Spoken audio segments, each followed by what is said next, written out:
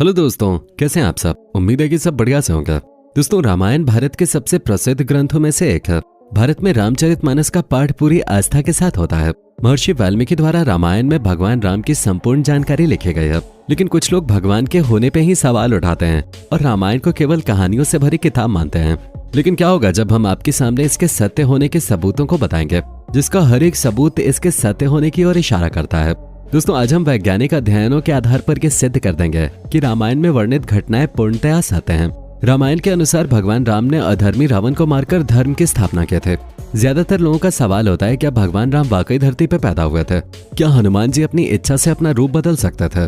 दोस्तों, आज के इस वीडियो में हम आपको रामायण से जुड़े उन तमाम सबूतों से रूबरू करवाएंगे जिससे राम और रामायण दोनों सच साबित हो जाएंगे।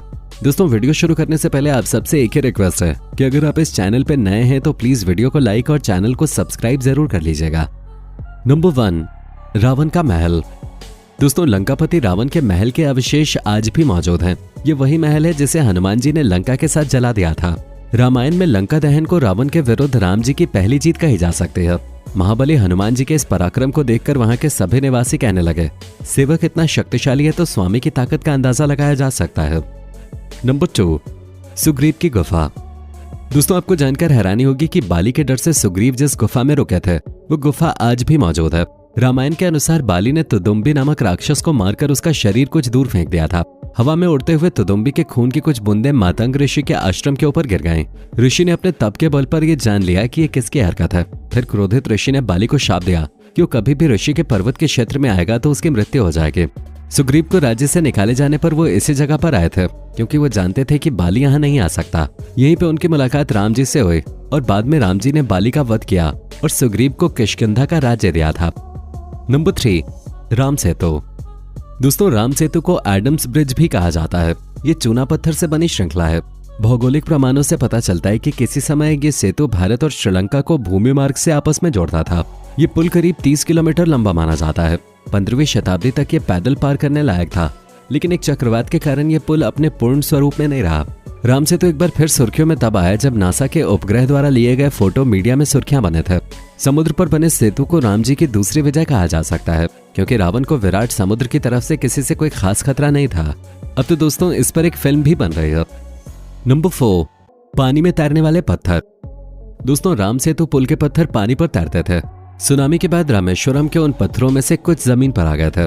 शोधकर्ताओं ने जब उन्हें दोबारा पानी में फेंका तो वो तैर रहे थे, जबकि दूसरे पत्थर पानी में डूब जाते थे। आपकी जानकारी के लिए बता दूं कि नल और नील की उपस्थिति में वानर सेना ने 5 दिन में 30 किलोमीटर लंबा और 3 किलोमीटर चौड़ा पुल तैयार किया था। रामेश्वरम में आई सुनामी के दौरान ये पत्थर दिखाई दिए थे। आज भी कई साधु संतों के पास इस तरह के पत्थर हैं। नंबर 5, लंका जलने का अवशेष। दोस्तों, रामायण के अनुसार हनुमान जी ने समस्त लंका को आग लगा दी थी, जिसके प्रमाण उस जगह से मिलते हैं। जलने के बाद वहां की मिट्टी काली हो गई थी, जबकि उसके आसपास की मिट्टी का रंग वैसा ही है। नंबर 6, रामायण कालीन हवाई अड्डे। दोस्तों, श्रीलंका की रामायण अनुसंधान टीम ने रावण के रामायण काल के 4 हवाई अड्डे खोजने का दावा किया है। पिछले 9 वर्षों से ये कमेटी श्रीलंका के कोने कोने की छानबीन कर रहे थे। यहाँ उन्हें कई जानकारी और अवशेष मिले, परंतु पिछले 4 सालों में लंका के दुर्गम स्थानों की खोज के दौरान रावण के 4 हवाई अड्डे हाथ लगे। कमेटी के अध्यक्ष अशोक केंट का कहना है, रामायण की लंका वास्तव में श्रीलंका ही है। यहाँ उसानगोडा, गुरुलुपोथा, तूतुपोला कंदा और वारियापोला नामक 4 हवाई अड्डे मिले हैं। नंबर 7, अशोक वाटिका। दोस्तों, अशोक वाटिका आज भी लंका में स्थित है, जहाँ रावण ने सीता माता को हरण करने के पश्चात कैद कर रखा था। ऐसा माना जाता है कि एलिया पर्वत की एक गुफा में सीता माता को रखा गया था, जिसे सीता एलिया नाम से जाना जाता है। यहाँ सीता माता का एक मंदिर भी है जिसे विरांगटोक कहते हैं, जो वही आंगना से 10 किलोमीटर दूर है। यहीं पर सीता जी का अपहरण कर पुष्पक विमान को उतारा गया था। जहाँ सीता माता को ले जाया गया उस जगह का नाम गुरुलपोटा है, जिसे अब सीतो कोटुआ के नाम से भी जाना जाता है। नंबर 8, संजीवनी बूटी पहाड़। दोस्तों, आप सभी संजीवनी बूटी के बारे में तो जानते ही होंगे। जब लक्ष्मण जी को शक्तिबाण लगा था तो इसी बूटी से उनके प्राण वापस आए थे। आपको जानकर हैरानी होगी, आज भी इस जगह ये पर्वत मौजूद है। रामायण में संजीवनी बूटी से लक्ष्मण के प्राण वापस लाने और हनुमान जी द्वारा पहाड़ लाने के बारे में सभी जानते हैं। रामायण में संजीवनी को चमकीली और विचित्र गंध वाली बूटी बताया गया है। संजीवनी पर्वत आज भी श्रीलंका में मौजूद है। बाद में हनुमान जी ने इस पहाड़ के टुकड़े करके इसे श्रीलंका में फेंक दिया था।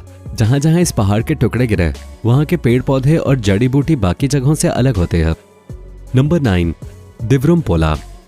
ये वही जगह है जहां रावण से सीता जी को बताने के बाद भगवान राम ने उन्हें अपनी पवित्रता दिखाने को कहा था, जिसके लिए सीता जी को अग्नि परीक्षा देनी पड़ी थी। आज भी यहाँ वो पेड़ मौजूद है जिसके नीचे सीता जी ने यह परीक्षा दी थी। उस पेड़ के नीचे लोग जरूरी फैसले लेते हैं। नंबर 10, हनुमान जी के पैरों के निशान। दोस्तों, दुनिया भर में ऐसे कई स्थान हैं जहां पर किसी बड़े जीव के पैरों के निशान मिले हैं। लोगों का मानना है कि ये पैरों के निशान हनुमान जी के हैं। बहुत सारे पैर के निशानों के अध्ययन करके वैज्ञानिकों ने इस बात की पुष्टि की है कि ये चिन्ह रामायण कालीन है। नंबर 11, श्रीलंका में हनुमान पद चिन्ह। दोस्तों, हनुमान जी ने जब सीता जी की खोज के लिए समुद्र पार किया था तो उन्होंने विशाल रूप धारण किया था। फिर वो आकाश मार्ग से समुद्र पार करके श्रीलंका पहुंच गए थे। ऐसा कहा जाता है कि जहां उन्होंने पहले कदम रखे वहां उनके पैरों के निशान बन गए। ये निशान आज भी वहां मौजूद हैं। नंबर 12, लेपाक्षी में हनुमान पद चिन्ह। दोस्तों, भगवान श्री राम जी हनुमान जी के साथ यहाँ दर्द से तड़प रहे जटायु से मिले थे। राम जी ने यहाँ जटायु को मोक्ष प्राप्त करने में मदद की थी और लेपक्षी कहा था, जिसका मतलब होता था पक्षी उदय। यहाँ बहुत बड़े पैर के छाप हैं और यहाँ हनुमान जी के पैरों के निशान हैं। नंबर 13, मलेशिया के हनुमान पद चिन्ह। दोस्तों, मलेशिया के पेनांग में एक मंदिर के अंदर हनुमान जी के पैरों के निशान हैं। लोग अपने अच्छे भाग्य के लिए इस पद चिन्ह पर सिक्के चढ़ाते हैं। इस मंदिर के बारे में भी कहा जाता है कि यह रामायण काल के हैं। नंबर 14, कुनेश्वर मंदिर। दोस्तों, रावण भगवान शिव जी की पूजा करते थे। उसने भगवान शिव के लिए यह मंदिर बनवाया था। ये इकलौता मंदिर है जहां भगवान से ज्यादा उनके भक्त रावण की आकृति बनी हुई है। इसी मंदिर में बनी एक आकृति में रावण के 10 सिरों को प्रदर्शित किया गया है, जो बताता है कि रावण के 10 सिर थे। नंबर 15, पंचवटी। दोस्तों, आज भी नासिक के पास पंचवटी तपोवन है, जहां अयोध्या से वनवास काटने के लिए निकले भगवान राम, सीता माता और लक्ष्मण रुके थे। यहीं पर लक्ष्मण जी ने सुपर्णखा के नाक भी काटे थे। नंबर 16, जानकी मंदिर। दोस्तों, नेपाल के जनकपुर शहर में जानकी मंदिर है। रामायण के अनुसार सीता माता के पिताजी का नाम जनक था और उन्हीं के नाम पर इस शहर का नाम जनकपुर रखा गया है। साथ ही सीता माता को जानकी के नाम से भी जाना जाता है, इसलिए इस मंदिर को जानकी मंदिर कहते हैं। यहाँ हर रोज दर्शन के लिए हजारों श्रद्धालु आते हैं। साथ ही इस मंदिर में वो जगह भी है जहाँ भगवान श्री राम और माता सीता का विवाह हुआ था। नंबर 17, रामलिंगम। दोस्तों, रावण को मारने के बाद भगवान राम को पश्चाताप करना था, क्योंकि उन्होंने एक ब्राह्मण को मारा था। इसके लिए उन्होंने शिव जी की आराधना भी की थी। भगवान राम को भगवान शिव ने 4 शिवलिंग बनाने को कहा। एक रेत का शिवलिंग सीता माता ने बनाया, 2 शिवलिंग हनुमान जी कैलाश से लेकर आए थे और एक शिवलिंग भगवान राम ने स्वयं अपने हाथों से बनाया था, जो आज भी इसी मंदिर में स्थित है। इसलिए इस जगह को रामलिंगम कहते हैं। नंबर 18, कोबरा हुड केव। दोस्तों, जब रावण सीता जी का अपहरण करके श्रीलंका पहुंचा तो सबसे पहले सीता जी को इसी जगह पर रखा गया था।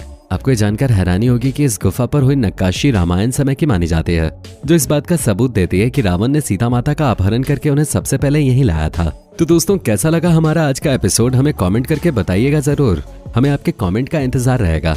दोस्तों, उम्मीद करता हूँ कि हमारा ये एपिसोड आपको पसंद आया होगा। दोस्तों, अगर आप हमारे चैनल पर नए हैं तो प्लीज चैनल को सब्सक्राइब जरूर कर दीजिएगा, क्योंकि हम आपके लिए रोज ही इस तरह की वीडियोस बनाते रहते हैं।